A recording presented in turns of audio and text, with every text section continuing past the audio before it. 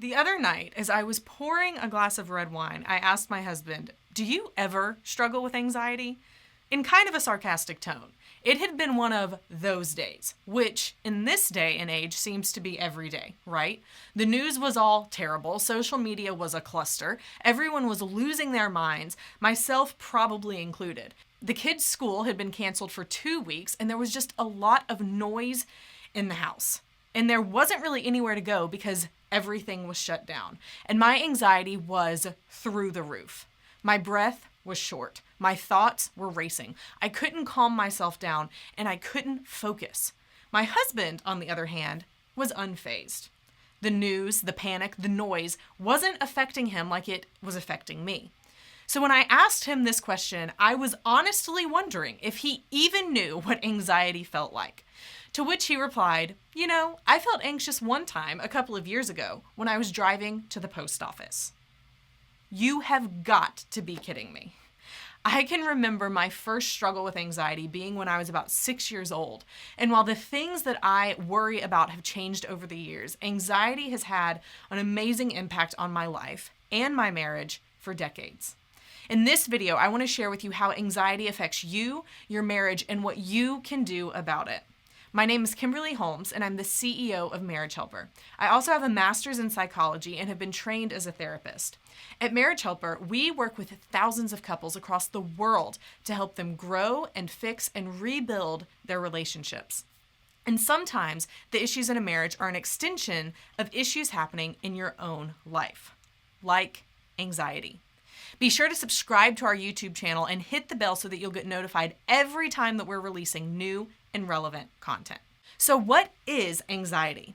Well, anxiety could be short-term, feelings of stress, apprehension, and fear, or it could be long-term. In a short version, it's a feeling of apprehension and fear characterized by physical symptoms like heart palpitations, sweating, and feelings of stress. But it could be something that you deal with and struggle with for an extended period of time, which could then allow it to be classified as a generalized anxiety disorder.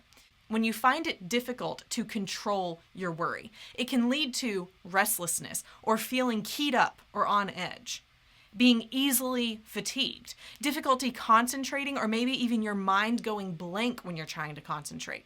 It can lead to irritability, your muscles being tense more than normal.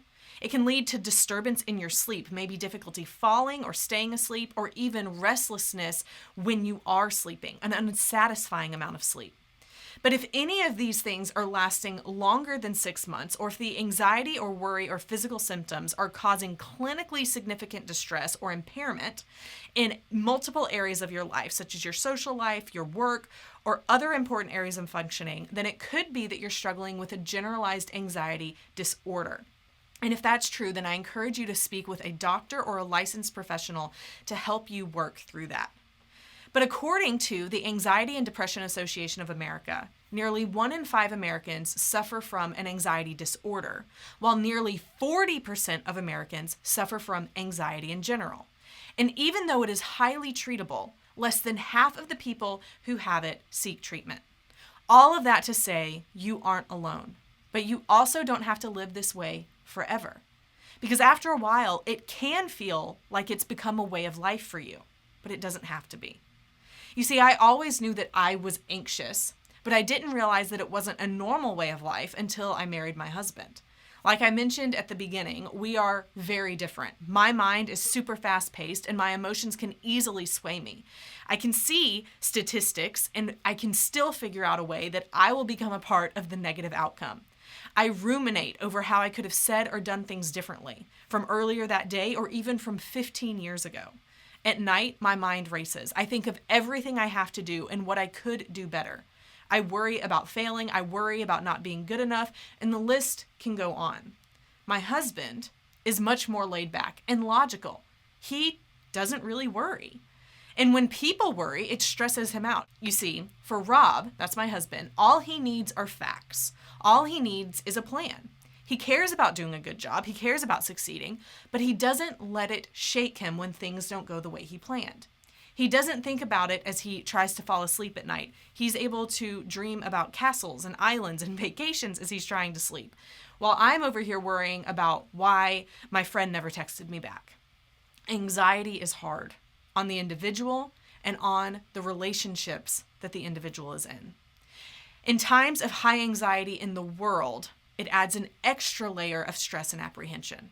For people who are already prone to anxiety, forgive the analogy, but it's like putting an alcoholic in an open bar. The thing that you struggle with most is the only thing that now is surrounding you. It's in the media, it's in the social media, it's all your friends and family are talking about. And with what's going on in the world right now, if you're watching this with the coronavirus, it's hard to stop the worry. And controlling your thoughts seem to be nearly impossible. It affects your quality of life. And with continual anxiety, it also affects your body. And on top of that, you just don't feel good when you're anxious. You can't think good. And when you can't think good, it's difficult to act good in your relationships. My husband tries to understand my anxiety, but my anxiety has a profound effect on our relationship, especially if I'm not working to control it or decrease it. You see, the worry can stop people who are anxious from engaging with their spouse. It can lead you to avoid events or situations that your spouse wants to go or do with you, but you don't want to. The anxiety can cause you to become fixated on only talking about certain things, which can drain your spouse. And you may want your spouse to fix your anxiety and your worry. And when they don't, it can lead them to become more detached from you, or you to become more detached from them. Your worry may even cause your spouse to worry more, as well as your children or other family or friends who are looking to you. Or perhaps your worry about your marriage has driven your spouse away. Maybe your marriage is all you are thinking about and you're worrying about, and it's causing you to act out of fear rather than out of strength. Here's what I mean by that. If your spouse has become distant from you, then of course that's going to cause anxiety. But if you continue to ruminate on your worry and let it control you, it will probably lead you to do things that you otherwise wouldn't have done. I was working with a client recently who said that he was so worried about what his wife would think if he were to even come home from work a couple of minutes late, that he would forego running errands or going to the gym to blow off steam because he didn't want to give his wife any more reason to want out of the marriage, even though she hadn't said any of those things. But that worry was controlling him and every decision that he made. He was becoming a prisoner of his mind and was making a ton of assumptions on what he thought his wife was thinking. But in actuality, though his wife was not happy in their marriage, she probably would have understood if he simply said, "I would like to start going to the gym after work." But instead, he sacrificed himself at the mercy of his thoughts and anxiety. And don't we do that as well? And when the anxiety in the world is elevated, so is ours. When everyone else is worried about toilet paper and paper towels being in stock at the grocery store, all of a sudden we feel the need to worry about it too.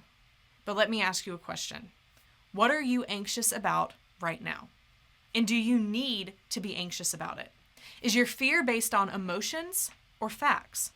And even if it is based on facts, are those facts controlling you? Here's my encouragement to you.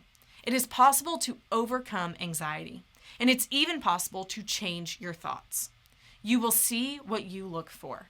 If you look for good, you will see good. If you look for negative, you will see negative. The best thing that you can do for yourself in your marriage is to not let your anxiety control you and to get help if you need it. It's easier said than done, I know. But here are some tactical tips and ways that you can start now working to get your anxiety under control.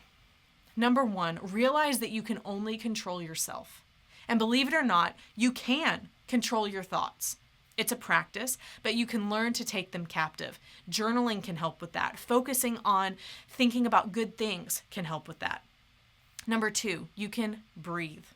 Even simply taking 10 deep belly breaths can have an amazing impact on slowing down your nervous system and activating your sympathetic and parasympathetic nervous system to better regulate your body. The third thing you can do is walk. Get some tension out and get off of your phone. Go out for a walk in the sunshine, get some natural vitamin D, get off social media, and focus on the good. Number 4. Actually write down 3 good things every single day. And don't just write them down, dwell on them for a full minute. It starts to reactivate the way that your brain wires when you start thinking about things positively instead of always thinking about them negatively. This isn't going to stop your anxiety overnight, but this, as well as other practices to calm your mind and get your anxiety under control, can begin to make large strides. And always get the help and assistance that you need from a licensed professional or medical doctor when that is needed. In regards to your relationship, we can help.